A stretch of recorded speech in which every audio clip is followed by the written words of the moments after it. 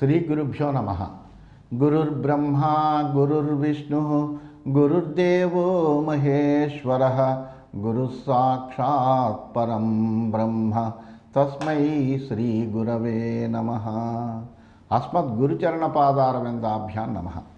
నిన్నటి మన మహాభారత ప్రస్థానంలో ఆ అర్జునుడు స్వర్గలోకంలో ఇంద్రుని ద్వారా అనేకములైనటువంటి దివ్యములైనటువంటి అస్త్రాలన్నీ కూడా సంపాదించినటువంటి వాడై ఆ ఇంద్రుని యొక్క కోరిక మేరకు అక్కడ కొంతకాలము వసించి ఆ తర్వాత తిరిగి తన యొక్క అస్త్ర సంపాదన కార్యక్రమము నిర్విఘ్నంగా హాయిగా జరిగిన తర్వాత అక్కడి నుంచి తిరిగి ఆ గంధమాదన పర్వతం మీదకి ఇంద్రుని యొక్క అనుమతితోటి వెళ్ళడానికి సిద్ధమయ్యి ఆ గంధమాదన పర్వతం మీద దగ్గరికి వచ్చాడు.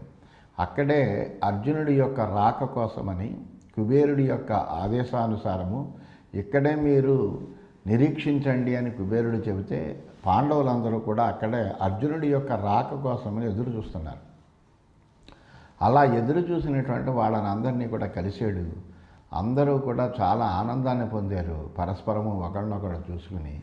ఆ తర్వాత ధర్మరాజు అడిగాడు, ఏమయ్యా నువ్వు ఎటువంటి ఘోరమైన తపస్సు చేసావు, ఎలా నువ్వు ఇంద్రుణ్ణి మెప్పించావు, ఎలా పరమశివుణ్ణి మెప్పించావు, ఇవన్నీ విస్తారంగా సవిస్తరంగా తెలియజేయాలి అని కోరగా అప్పుడు అర్జునుడు తాను వెళ్ళింది లగాయితూ జరిగినటువంటి విషయాలన్నీ కూడా చెబుతుంటే అప్పుడు ఆయనకి ఇంద్ర సాక్షాత్కారం అయిన తర్వాత ఆ ఇంద్రుడు, నువ్వు ఇక్కడే ఉండి తపస్సు చేయవయ్యా, చేసి ఇవన్నీ కూడా సంపాదించు, ఆ తర్వాత ఈ అస్త్రాలన్నీ కూడా నేర్చుకో, ఈ దేవతల యొక్క అస్త్రములు దివ్యమైనటువంటి అస్త్రాలన్నీ కూడా ఇక్కడే ఉండి నువ్వు నేర్చుకోవయ్యా, నా భవనానికి వచ్చి వరకు తపస్సు చేస్తూ ఉండి తపస్సు తర్వాత అక్కడికి నా భవనానికి రా, వచ్చి అక్కడ నువ్వు నేర్చుకోవాల్సింది అని ఇంద్రుడు ఉపదేశం చేశాడు అర్జునుడికి.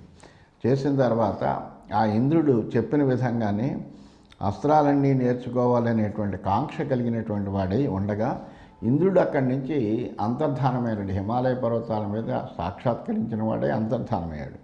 ఆ తర్వాత అథాపశ్యం హరియుతం రథమైంద్రముపస్థితం దివ్యం మాయామయం పుణ్యం యత్తం మాతలినా నృప. ఆ తర్వాత చక్కటి గుర్రాలను పూంచినటువంటి ఇంద్రుని యొక్క రథం సమీపించిందట. అది ఎలా ఉందంటే చాలా దివ్యమైనటువంటి రథము, మాయామయమైనటువంటిది, పవిత్రమైనటువంటి ఆ రథం అంతా కూడా మాతలి అదుపులో ఉంది. దానికి సారథిగా ఇంద్రుడి యొక్క రథసారథి అయినటువంటి మాతలి యొక్క అధీనంలో ఉంది. లోకపాలేషు యాతేషు మామువాచాథ మాతలి ఇచ్చతి శక్రస్వాం దేవరాజో మహాద్యుతే. ఈ వచ్చినటువంటి లోకపాలకులైనటువంటి వీళ్ళందరూ కూడా వెళ్ళిపోయారు. వెళ్ళిపోయిన తర్వాత అప్పుడు మాతలి అర్జునుడితో అంటున్నాడు, మహానుభావ, దేవరాజు అయినటువంటి ఇంద్రుడు నిన్ను చూడాలనుకుంటున్నాడయ్యా అని నాతోటి చెప్పాడు. సంసిద్ధ్యస్వ మహాబాహో కురు కార్యమనంతరం పశ్య పుణ్యకృతాన్ లోకాన్ సశరీరో దివం వ్రజ. నువ్వు సంసిద్ధుడు అవ్వయ్యా, ఎందుకంటే నువ్వు ఈ శరీరంతో నిన్ను ఈ రథం మీద నేను దేవలోకానికి స్వర్గలోకానికి తీసుకెడతాను. అందువలన అక్కడ నువ్వు ఆయన్ని కలుసుకుని, ఆ ఇంద్రుణ్ణి కలుసుకుని అక్కడ కృతార్థుడు అవుతావు, ధన్యుడు అవుతావయ్యా. అందువలన నువ్వు చేయవలసినటువంటి పని చెయ్యి. ఎందుకంటే పుణ్యం వల్ల లభించేటువంటివి లోకాలు, ఎంతో పుణ్యం చేసుకునేటువంటి వాడికి స్వర్గప్రాప్తి కలుగుతుంది.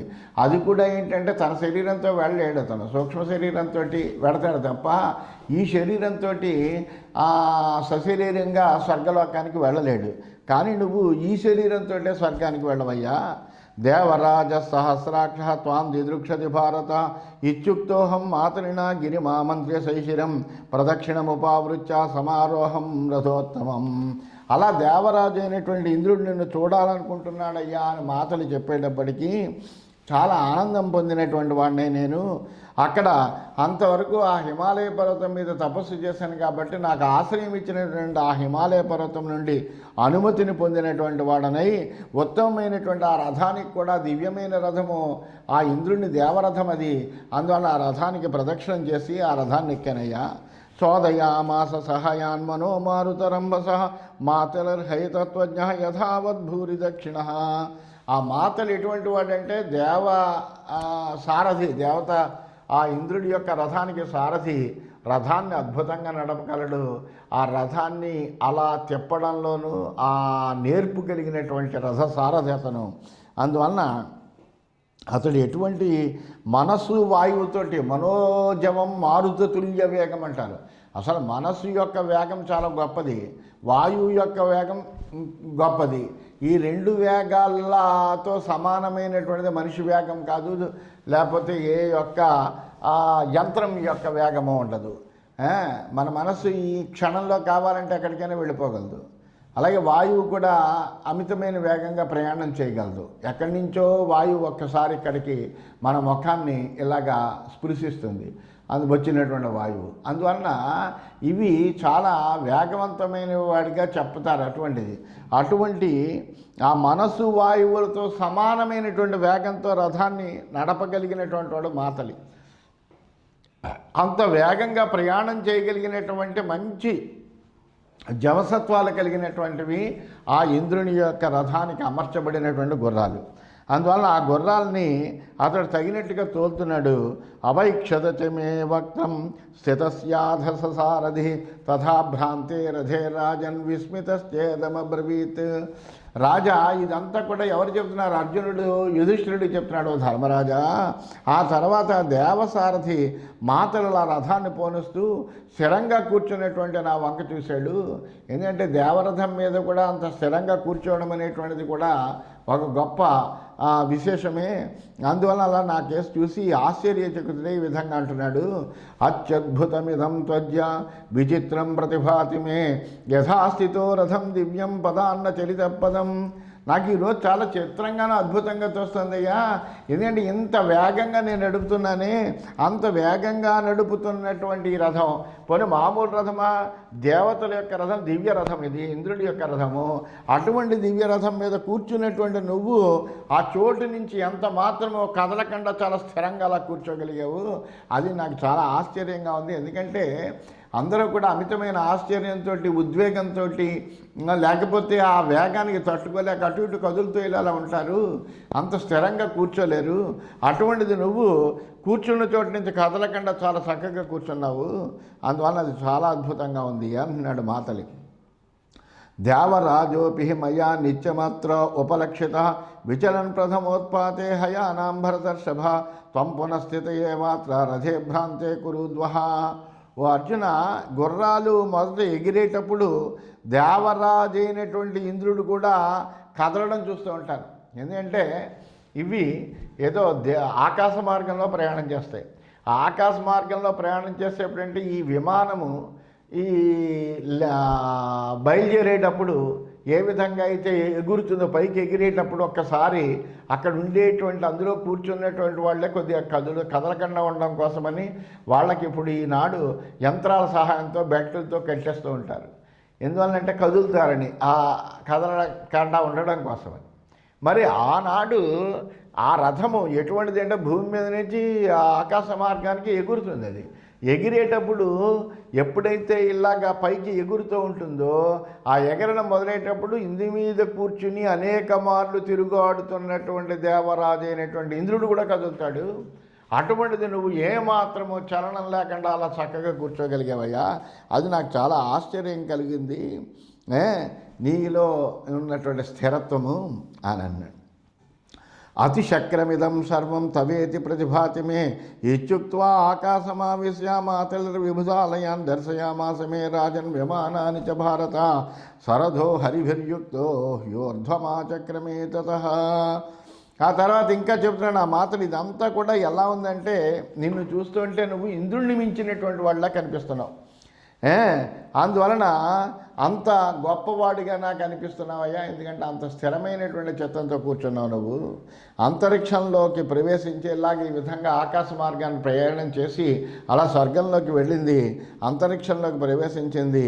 ఆ దేవతల యొక్క నివాసాలన్నీ చూపిస్తున్నాడు. ఇదిగోనయ్యా, ఇక్కడ వరుణుడు ఉంటాడు, ఇక్కడేమోను వాయువు ఉంటాడు, ఇక్కడేమోను ఫలానా వాడు ఉంటాడంటూ వాళ్ళందరినీ కూడా వాళ్ళ యొక్క నివాసాలు ఏవైతే ఉన్నాయో అవన్నీ కూడా వరుసగా చూపిస్తున్నట్ట. అలాగే వాళ్ళ యొక్క విమానాలను కూడా చూపిస్తున్నట్ట. అంటే ఆనాడే ఈ దేవతలందరూ కూడా విమానాలతోటి హాయిగా ఆనందంగా ఆకాశంలో తిరుగుతూ ఉండేవారు అనేటువంటివి మనం ఈ పురాణాల ద్వారా తెలుసుకుంటున్నాము. ఈ విజ్ఞానం అంతా కూడా ఆనాడే ఉన్నది. అందువలన ఆ విధంగా ఆ దేవతల యొక్క నివాసాలు, విమానాలు ఇవన్నీ చూపిస్తున్నాడు. ఆ తర్వాత ఆ గుర్రాలు పూంచబడినటువంటి ఆ రథం అక్కడి నుంచి అలా పైకి ఇంకా పెడుతోందిట. ఋషయో దేవతాస్తేవ పూజయంతి నరోత్తమ తతః కామగమాన్ లోకాన్ నపస్యం వై సుదర్శినాం. ఆ తర్వాత ఋషులు దేవతలు కూడా ఈ రథం ఇలా వస్తుంటే ఈ రథానికి అందరూ కూడా నమస్కారం చేస్తున్నారు. కొంతమంది దాని మీదకి పువ్వులు విసురుతున్నారు. ఈ విధంగా వాళ్ళందరూ కూడా ఆ ఇంద్రుడి రథము అనేటువంటి విషయం తెలిసినటువంటి వాళ్ళు అవడం చేత వాళ్ళందరూ కూడా దాన్ని పూజిస్తున్నారట. తర్వాత తమ కోరిక బట్టి పెడుతున్నటువంటి దేవర్షులు ఉన్నారు. ఆ దేవర్షులు విడిపోతూ ఉంటారు. వాళ్ళకి ఏమిటి లేదు, ఇక్కడి నుంచి నేను ఫలానా చోటకి ఇంద్రుడి యొక్క భవనానికి వెళ్ళాలి అని ఒక సంకల్పం చేసుకుంటే చాలు, వాళ్ళు ఇంద్రుడి భవనం దగ్గరికి వెళ్ళిపోగలరు. నేను వరుణుడి యొక్క నివాసానికి వెళ్ళాలి అని అనుకుంటే చాలు, వరుణుడి యొక్క నివాసానికి వెళ్ళిపోతారు. అంటే ఏంటి, వాళ్ళు కేవలం సంకల్పం మాత్రం చేతనే వాళ్ళు కోరుకున్నటువంటి చోట్లకి వాళ్ళు ప్రయాణం చేయగలిగినటువంటి గొప్ప శక్తి ఉన్నటువంటి మహిమాన్వితమైనటువంటి శక్తి కలిగినటువంటి వాళ్ళ దేవర్షులందరూ కూడా. అందువలన అలాగా ఆ విధంగా వాళ్ళు వెడుతున్నటువంటి ఆ దేవర్షుల యొక్క లోకాలను కూడా చూశాను. ఆ తర్వాత గంధర్వాప్సరసాం చైవ ప్రభావం అమితోజసాం నందనాదీని దేవానాం వనాన్యుపవనాని చ దర్శయామాస మే శీఘ్రం మాతలి శక్రసారథి తతశక్రస్య భవనం అపశ్యం అమరావతీం దివ్యై కామఫలై వృక్షై రత్నైశ్చ సమలంకృతాం న తత్ర సూర్యస్తపతి న శీతోష్ణే న చ క్రమః. ఆ తర్వాత ఇంకా అలా ప్రయాణం చేస్తుంటే గొప్ప తేజస్సు కలిగినటువంటి గంధర్వులు, అప్సరస్సులు వాళ్ళందరూ కూడా కనిపించారు. వాళ్ళందరినీ కూడా చూపించాడు. ఇదిగోనే వీళ్ళ గంధర్వులు, ఇగో వీళ్ళ అప్సరస్సులు అంటూ ఆ మాతలు వాళ్ళందరి గురించి చెబుతున్నాడు. అలా వెడుతుంటే అక్కడ నందనవనం కనిపించింది. ఆ నందనవనం అంటే దేవతల యొక్క స్వర్గంలో ఉండేటువంటి గొప్ప ఉద్యానవనం. అందువలన ఆ నందనవనాన్ని చూశాడు. ఆ నందనవనం తర్వాత దేవతలందరికీ ఒక్కొక్కరికి ఒక్కొక్క ఉద్యానవనాలు ఉన్నాయి. ఆ ఉద్యానవనాల్ని, తోటలను ఇవన్నీ కూడా ఇంద్రుడి యొక్క సారథి అయినటువంటి మాతలి అతడు కొత్తగా ప్రవేశిస్తున్నాడు స్వర్గంలోకి అనే ఉద్దేశంతో అక్కడ ఉండేటువంటి అన్ని భవనాల్ని చూపిస్తూ ఫలానా వాళ్ళదయ్యా ఇది, ఇక ఈ వనం ఇటు ఫలానా వాళ్ళది అంటూ దాని వివరాలు అన్నీ కూడా ఆ అర్జునుడికి తెలియజేస్తూ చక్కగా తీసుకెడుతున్నాడు. ఆ తర్వాత దివ్యమైనటువంటి అలాగే ఏమడిగితే అంటే ఇప్పుడు మామిడి చెట్టు దగ్గరికి వెళితే మామిడి చెట్టు ఫలములే మనకు, మామిడి ఫలాలే దొక్కుతాయి మనకు. కానీ అక్కడ ఏం లేదు, ఏ చెట్టు దగ్గరికి వెళ్ళినా మనం కోరుకున్నటువంటి ఏ ఫలాలు కావాలంటే ఆ ఫలాలు దొరుకుతాయి. ఎందుకంటే అడిగినటువంటి పళ్ళని ఇచ్చేటువంటి చెట్లన్నీ ఉన్నాయి అక్కడ. ఏ చెట్టు దగ్గరికి వెళ్ళి ఏం కావాలన్నా, ఎందుకంటే ఆ ఉద్యానవనం అటువంటిది, అక్కడ ఉండేటువంటి వృక్షాలు అటువంటివి గొప్పవన్నీ కూడా ఉన్నాయి అక్కడ.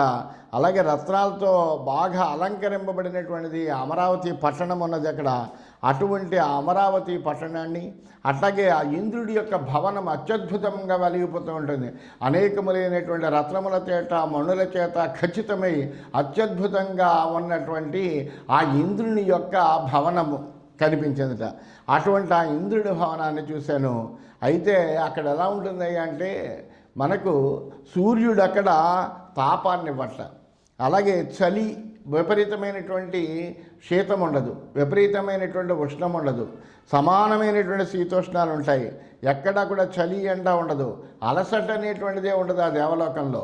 అందువలన అటువంటి విధానమైనటువంటి చక్కటి వాతావరణం అక్కడ ఉంటుందిట. అటువంటి చోటకి వెళ్ళాడు. నభాదతే తత్ర రజః తత్రాస్తి న జరా నృప న తత్ర శోకో దైన్యం వా దౌర్బల్యం చోపలక్ష్యతే. అంతేకాదు అక్కడెక్కడ కూడా అసలు దుమ్ము ధూళి అనేటువంటిది ఉండదు, ఒక్క రజకణం కనిపించదు, అంత అద్భుతంగా ఉంటుంది. మన మొహం మీద ఏమీ దుమ్ము పడడం అలాంటివి ఏమీ ఉండవు. అందువలన ఒక్క రజకణం కూడా ఉండదు. అలాగే అక్కడ అసలు ముసలితనం అనేటువంటిది ఉండదు. అందరూ కూడా యవ్వనంలోనే ఉంటారు. నా జరా ముసలితనం ఉండదు అక్కడ. నా తత్ర శోక, అది ఎటువంటి స్వర్గం అది. అందువల్ల అక్కడ అసలు శోకానికి స్థానమే లేదు. అందువల్ల అసలు ఆనందము తప్ప, సంతోషము, ఆనందము, సంతృప్తి ఇలాంటి గుణాలే తప్ప అక్కడ శోకం కానీ, దైన్యం కానీ, బాధ కానీ, దుఃఖం కానీ ఇలాంటివి ఏమీ ఉండవు. అందువల్ల అక్కడ శోకము కానీ, దైన్యం కానీ, దౌర్బల్యం కానీ ఎక్కడా కూడా మనకు కనిపించదుట. దివౌకసాం మహారాజా నగ్లానిరరిమర్దన నక్రోధ లోభో తత్రాస్తం సురాదీనాం విషాంపతే. అంతేకాకుండా ఓ మహారాజా, ఇదంతా కూడా మాతలు చెబుతున్నాడు, అటువంటి లోకమయ్య ఇది అని చెబుతున్నాడు. అంతేకాకుండా అక్కడ చూసాడు అర్జునుడు. ఆ చూసినటువంటి విషయాలన్నీ కూడా ధర్మరాజుకి ఇప్పుడు వివరిస్తున్నాడు. ఈ వృత్తాంతాలన్నింటినీ కూడా వైశంపాయనుడు జనమేజయుడికి వివరిస్తున్నాడు. అందువల్ల చెబుతున్నాడు, ఇప్పుడు దేవతలకి అసలు విచారం అనేటువంటిది ఉండదు, వాళ్ళకి దుఃఖం అనేటువంటిది ఉండదు, శోకం అనేటువంటిది ఉండదు, దైన్యం అనేటువంటిది ఉండదు, ముసలితనం అనేటువంటిది ఉండదు. ఇవి ఏవి కూడా వాళ్ళకు ఉండవట. అందువలన వాళ్ళకి విచారము అదేం లేవు. విచారము ఎప్పుడైతే దైన్యం కానీ, విచారం కానీ, దుఃఖం కానీ, శోకం కానీ లేదో అక్కడ కోపానికి స్థానం ఏముంటుంది? ఈ క్రోధం ఎప్పుడు వస్తుంది? ఏదైనా మనకు కావాలనుకున్నప్పుడు దొరకకపోతే కోపం వస్తుంది. అసలు అక్కడ దొరకకపోవడం అనేటువంటి సమస్య లేదు. ఏది కావాలంటే అది దొరుకుతుంది. అందువలన వాళ్ళకి దేవతలకి అక్కడ కోపం ఉండదు. అట్లాగే అమితమైనటువంటి ఆశ కూడా ఉండదు. ఎందుకంటే మనకు కావాల్సింది దొరుకుతున్నప్పుడు ఇంకా అమితమైనటువంటి ఆశకి అక్కడ తార్కాణం ఏమున్నది? అవకాశం ఏమున్నది? ఏమీ ఉండదు. అటువంటి పేరాశలు లేవు, లోభము లేదు, క్రోధము లేదు. దేనికి ఇది కావాలి అనేటువంటి లోభం లేదు, అలాగే ఇది దక్కలేదు అనేటువంటి కోపం లేదు. అందులో క్రోధ లోభో నత్రాస్తం అన్నాడు. సో దేవతలకి నిత్య తుష్టాస్తతే రాజన్ ప్రాణిన సురవేస్మని నిత్య పుష్పఫలాస్తత్ర పాతపా హరితచ్చదాహ. సురవేస్మని అంటే దేవతల యొక్క నివాసంలో, అంటే దేవతల యొక్క ఆ స్వర్గంలో నివసించేటువంటి వాళ్ళు ఎవరైతే ఉన్నారో ప్రాణులు, వాళ్ళు ఎప్పుడు కూడా ఎలా ఉంటారంటే నిత్యతుష్టాహ, ఎప్పుడు సంతృప్తిగా ఉంటారు. ఎందుకంటే ఏది కావాలంటే అది దొరుకుతున్నప్పుడు అసంతృప్తికి తావులేదు కదా. అందువలన నిత్యతుష్టాహ, ఎప్పుడు కూడా సంతోషంతో కలిగి ఉంటారు, తృప్తితోటి. అలాగే అక్కడ చెట్లన్నీ ఎలా ఉంటాయంటే నిత్య పుష్ప ఫలాహ, ఎప్పుడు కూడా పళ్ళు కాయనటువంటి, లేకపోతే కాయలు కాయనటువంటి, ఇలాంటివి ఎండిపోయినటువంటివి ఇలాంటి వృక్షాలు అసలు ఉండవు. ఎప్పుడు కూడా పుష్పములతోటి, ఫలములతోటి నిండుగా కనిపిస్తూ ఉంటాయి వృక్షాలు అటువంటివి. అలాగే ఆకుపచ్చటి ఆకులతోటి చక్కగా, ఎండిపోయిన ఆకులు కూడా ఉండవు, అంత హాయిగా ఆకుపచ్చని ఆకులతో నిండిపోయి చాలా నవనవలాడుతూ వృక్షాలన్నీ కూడా కనిపిస్తాయట. పుష్కరిణ్యశ్చ వివిధా పద్మ సౌగంధికాయుతా శీతస్తత్ర భవో వాయు సుగంధి జీవన శుచి. అంతేకాకుండా అక్కడ ఉండేటువంటి సరస్సులు ఉన్నాయి, అనేకములైన సరోవరాలు ఉన్నాయి. ఈ సరోవరాలన్నీ కూడా ఎలా ఉంటాయంటే పద్మ సౌగంధికాయుతా, అనేకములైనటువంటి పద్మములతోటి, సౌగంధిక పద్మములతోటి, అంటే సుగంధయుక్తమైనటువంటి మంచి బ్రహ్మాండమైనటువంటి సుగంధాన్ని వ్యాపింపజేసేటువంటి పద్మములతోటి నిండి ఉంటాయిట. అలాగే అక్కడ గాలులు కూడా శీత వాయు తత్ర భవో, తత్ర అంటే అక్కడ స్వర్గంలో చల్లటి గాలి వీస్తూ ఉంటుంది ఎప్పుడూ కూడాను. సుగంధి జీవన శుచి. ఇంకా జలములు ఎలా ఉంటాయి అంటే అక్కడ అన్నీ కూడా సుగంధయుక్తంగా, శుచి, నిర్మలమైనటువంటి జలములు అక్కడ ఉంటూ ఉంటాయట. అలాంటి అద్భుతమైనటువంటి వాతావరణం కలిగింది అది. సర్వరత్న విచిత్రాచ భూమి పుష్ప విభూషిత మృగద్విజాశ్చ బహవ రుచిరా మధురస్వరా విమానగామినశ్చాత్ర దృశ్యంతే బహవోంబరే తతోపశ్యం వసూన్ రుద్రాన్ సాధ్యాంస సమరుద్గణాన్ ఆదిత్యా వస్వినో చైవ తాన్ సర్వాన్ ప్రత్యపూజయం తే మాం వీర్యేణ యశసా తేజసా చ బలేన చ అస్త్రైశ్చాప్యన్వజానంత సంగ్రామే విజయేన చ. ఇంకా అక్కడ ఎలా ఉందంటే ఆ ప్రదేశాలన్నీ కూడా అనేకములైనటువంటి రత్నములతోటి, అనేకములైనటువంటి చిత్ర విచిత్రమైనటువంటి పుష్పములతోటి అలంకరింపబడి ఉంటుందట అక్కడ నేలంతా కూడా, ఎక్కడ పడితే అక్కడ. అనేక రకములైనటువంటి జంతువులు పక్షులు కూడా మనోహరమైనటువంటి ధ్వనులను చేస్తూ ఉంటాయి. అక్కడ చాలామంది ఆకాశంలో విమానాల మీద ప్రయాణం చేస్తూ కనిపిస్తూ ఉంటారు దేవతలందరూ కూడా. అలాగే వసువులు, రుద్రులు, సాధ్యులు, మరుద్గణాలు, ఆదిత్యులు, అశ్వినులు వీళ్ళందరూ కూడా అక్కడ ఉంటారు. వాళ్ళందరినీ కూడా నేను చూశానయ్యా, వాళ్ళందరినీ కూడా పూజించాను. వాళ్ళందరూ కూడా నన్ను పరాక్రమము, కీర్తి, తేజస్సు, బలము, అస్త్రాలు, యుద్ధంలో విజయము ఇవన్నీ కలగానే ఆశీర్వదించారు కూడాను. అలాగే సమస్తమైనటువంటి దేవగణాలకి, దేవతలకి అందరికీ కూడా నేను చక్కగా నమస్కారం చేసి వాళ్ళందరి యొక్క ఆశీస్సులు తీసుకున్నానయ్యా అని అర్జునుడు ధర్మరాజుతో తెలియజేస్తున్నాడు. ప్రవిశ్యతాం పురీం దివ్యాం దేవగంధర్వ పూజితాం దేవరాజం సహస్రాక్షం ఉపాతిష్టం కృతాంజలి దదావర్ధాసనం ప్రీత శక్రో మే దతాం వరహ. అలాగా దివ్యమైనటువంటి దేవతల చేత, గంధర్వుల చేత, యక్షుల చేత, అందరి చేత ఆరాధింపబడేటువంటి ఆ గొప్పదైనటువంటి స్వర్గలోకంలో ప్రధానమైనటువంటి ఆ అమరావతి నగరం ఏదైతే ఉందో ఆ నగరంలో ప్రవేశించి దేవరాజు అయినటువంటి ఇంద్రుడి చెంత చేతులు జోడించి నిలబడ్డట. నమస్కారం చేసి, మహానుభావ నీ దగ్గరికి వచ్చాను నా ఇంద్రుడికి పరిపూర్ణమైనటువంటి నమస్కారం చేసేట. అప్పుడు ఆయన అలా నమస్కరిస్తే ఆ అర్జునుడి యొక్క వినయానికి చాలా ఆనందపడ్డట. శ్రేష్టమైనటువంటి ఆ ఇంద్రుడు సంతోషించినటువంటి వాడు అవడమే కాకుండా ఆయన్ని స్వయంగా రావయ్య అని తన యొక్క ఆ అమరావతిలో దేవరాజు అయినటువంటి ఇంద్రుడు రత్న ఖచ్చితమైనటువంటి అద్భుతమైనటువంటి దివ్యమైనటువంటి సింహాసనం మీద అలా కూర్చుంటాడు. ఆ సింహాసనం మీద తనతో పాటుగా అర్జునుడికి కూడా అర్ధాసనం ఇచ్చి రావయ్య అలా కూర్చో అని తన పక్కన కూర్చోబెట్టుకున్నట్ట. ఆ విధంగా హాయిగా కూర్చున్నట్ట. బహుమానాచ గాత్రాణి పస్పర్శమమ వాసవ తత్రాహం దేవగంధర్వే సహితో భురి దక్షిణ అస్త్రార్థమవసంస్వర్గే శిక్షాణో అస్త్రాణి భారత విశ్వావసోశ్చ వై పుత్ర చిత్రసేనో భవత్సఖా.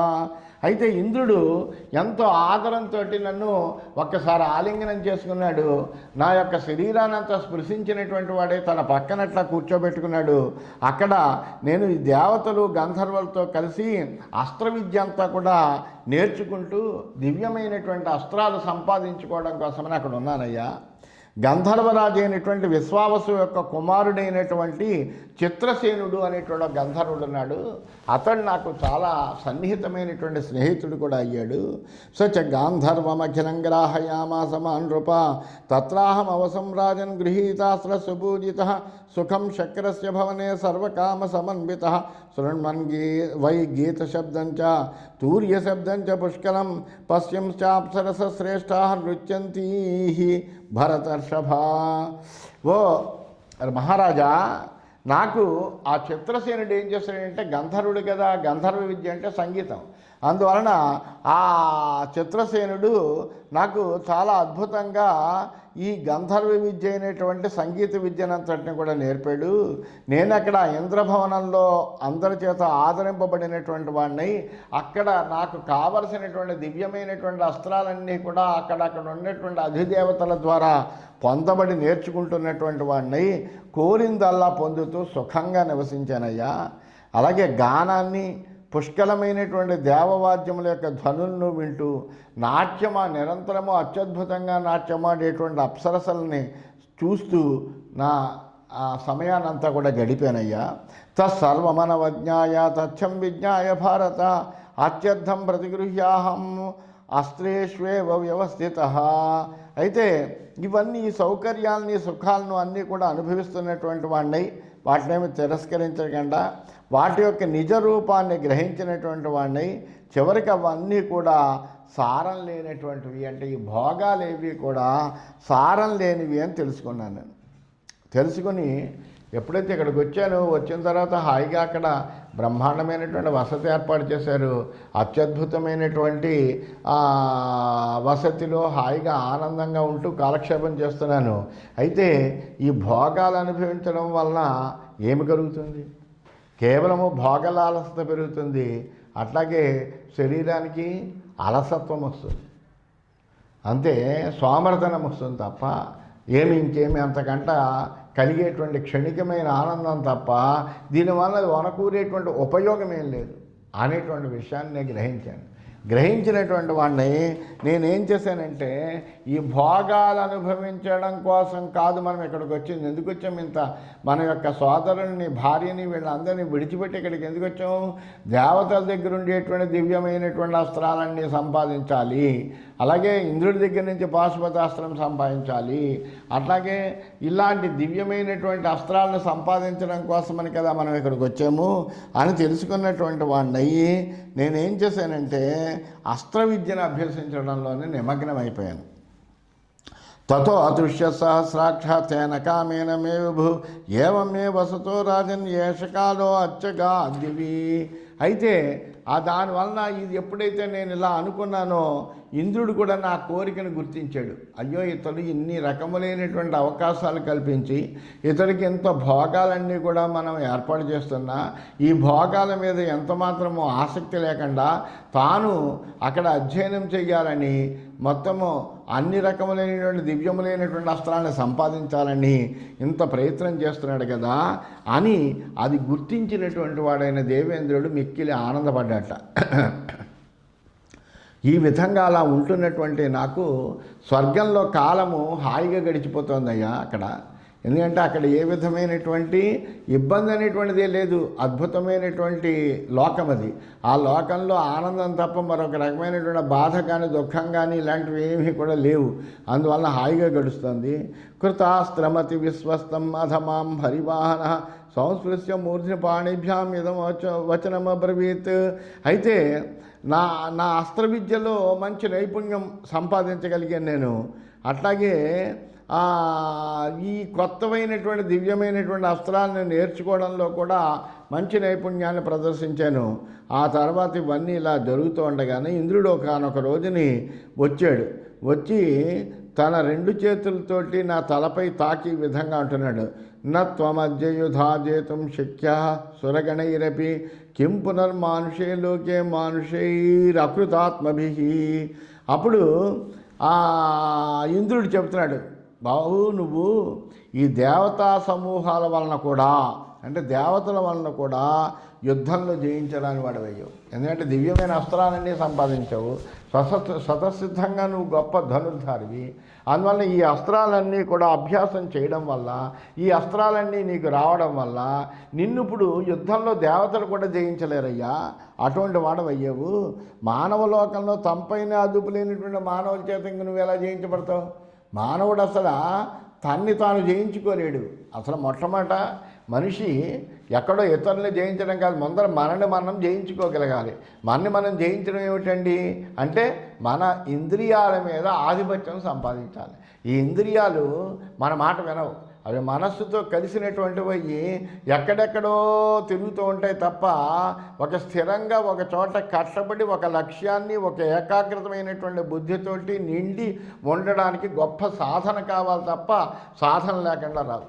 అటువంటి విధంగా ఎక్కడ పడితే అక్కడ ఎలా కావాలంటే అలా ఇష్టం వచ్చినట్టుగా సంచరించేటువంటి ఈ ఇంద్రియాలన్నింటినీ కూడా మనం ఏం చేయాలంటే నిగ్రహించి ఏకోన్ముఖం చెయ్యాలి ఇంద్రియాలన్నింటినీ కూడా. అందువలన అట్లాగా ఆ ఇంద్రియాలని జయించలేనటువంటి మానవులు, ఇంకా నువ్వు దేవతలే నిన్ను జయించలేరు, వాళ్ళ ఇంద్రియాలను జయించుకోలేనటువంటి మానవులు నిన్ను ఇంకా ఎలా జయించగలరు అని అడుగుతున్నాడు అనమాట. అప్రమేయో అప్రదృశ్యశ్చ యుద్ధేషు అప్రతిమస్తథా అజేయస్వం హి సంగ్రామే సర్వైరపి సురాసురైః అథాబ్రవీత్ పునర్దేవ సంప్రహృష్టతనూరుహ. అప్పుడు ఆ ఇంద్రుడు ఇంకా చెబుతున్నాడు, నువ్వు యుద్ధంలో ఎటువంటి వాడు అంటే అసలు అమితమైనటువంటి శక్తి కలిగినటువంటి వాడు. నీ యొక్క శక్తి ఇటువంటిది అని ఒక పరిమాణంతో చెప్పడం అనేటువంటిది ఎవడ వల్ల కాదు. అంత అమితమైనటువంటి శక్తి కలిగినటువంటి వాడు. నిన్ను యుద్ధంలో ఎవ్వడూ కూడా ఎదుర్కోలేడు. నువ్వు ఎవ్వరూ కూడా నీతో సమానమైనటువంటి పరాక్రమం కలిగినటువంటి వాళ్ళు ఈ లోకాల్లో ఎక్కడా కూడా లేరు. అందువల్ల సాటి లేని పరాక్రమం కలిగినటువంటి వాడవు. దేవాసురుల అందరి చేత కూడా జయింపబడవు. అందరూ కలిసి వచ్చినప్పటికీ, దేవతలు రాక్షసులు అందరూ కలిసి వచ్చినప్పటికీ కూడా నిన్ను జయించలేరు. అందువల్ల ఎవరి చేత నువ్వు జయించబడవయ్యా, అందరినీ నువ్వు జయించగలిగిన వాడు అవుతావు అని ఎప్పుడైతే ఇలా చెబుతున్నాడో, ఇలాగా ఆ ఇంద్రుడు ఆ అర్జునుడికి చెప్తున్నాడు, నువ్వు ఎటువంటి పరాక్రమ ఇక్కడికి వచ్చిన తర్వాత ఈ దివ్యమైనటువంటి అస్త్రాలని వీటిని సంపాదించిన తర్వాత నీ యొక్క శక్తి ఇలా ఈ విధంగా ఉంది అని ఆ ఇంద్రుడు ఆ అర్జునుడికి ఎంతో ప్రేమతో వాత్సల్యంతో తెలియజేస్తున్నాడని తెలియజేస్తూ స్వస్తి.